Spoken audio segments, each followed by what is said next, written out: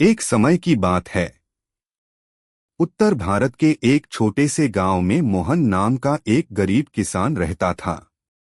उसके पास थोड़ी सी जमीन थी और दो बैल थे। उन्हीं बैलों की मदद से वह खेती करता और अपने परिवार का पेट पालता था। मोहन भगवान शिव का बहुत बड़ा भक्त था।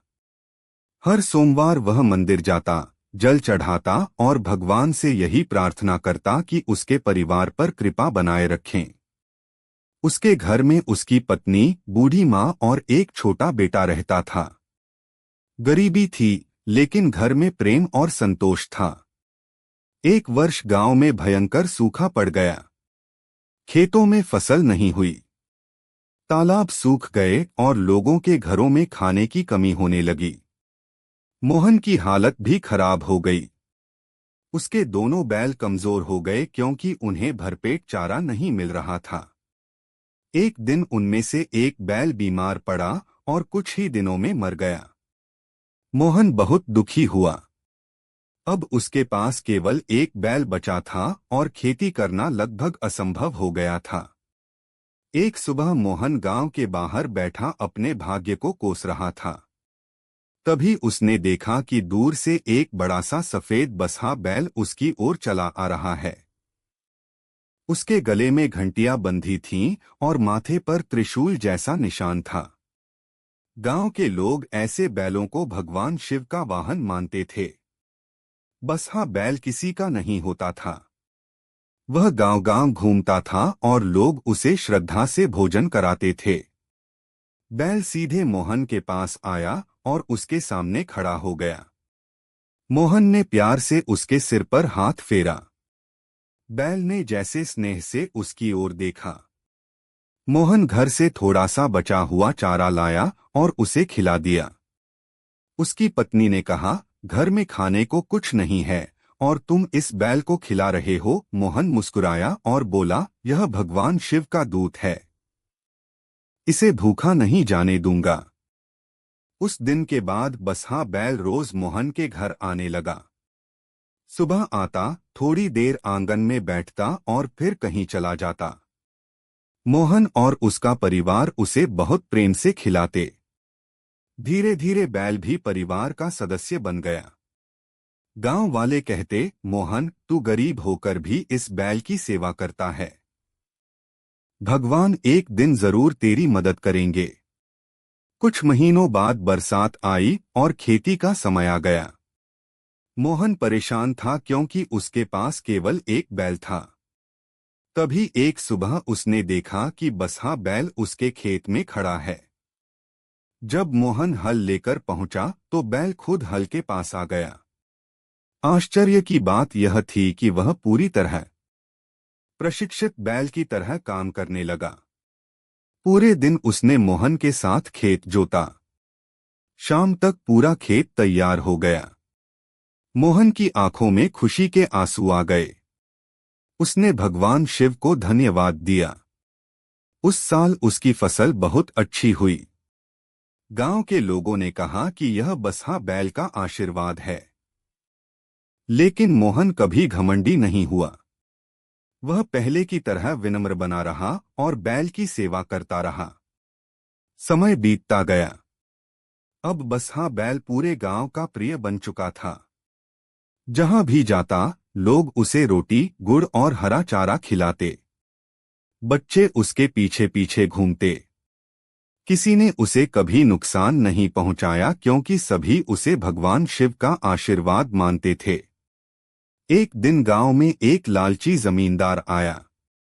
उसने देखा कि लोग बसहा बैल को बहुत सम्मान देते हैं। उसने सोचा कि अगर वह इस बैल को पकड़ ले और मेले में बेच दे तो उसे बहुत पैसा मिलेगा। एक रात उसने अपने आदमियों को भेजकर बैल को पकड़वा लिया और अपने बड़े बाड़े में बांध दिया। सुबह जब लोगों को पता चला तो पूरा गांव दुखी हो गया। मोहन सबसे ज्यादा परेशान था। उसने जमींदार से बैल को छोड़ने की विनती की, लेकिन वह नहीं माना।